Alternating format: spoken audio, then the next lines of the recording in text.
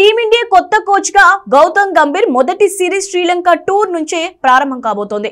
అయితే ఈ పర్యటన కోసం ఎంపిక చేసిన జట్టుపై విమర్శలు వస్తున్నాయి. కొందరు ఆటగాళ్ల ఎంపికైనా మరికొందరిని పక్కన పెట్టడం పైన సోషల్ మీడియాలో ట్రోలింగ్ మొదలైంది.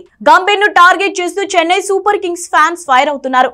కేవలం ధోని శిష్యుడనే కారణంతోనే రుతురాజ్ గైక్వాడ్ ను ఎంపిక చేయలేదని ఆరోపిస్తున్నారు. కోల్కతా జట్టులో ఉన్న కొందరికి చోటు కల్పిస్తూ ధోని మనిషి కావడంతోనే రుతురాజ్ పై వేటు వేశారని ఫైర్ అవుతున్నారు.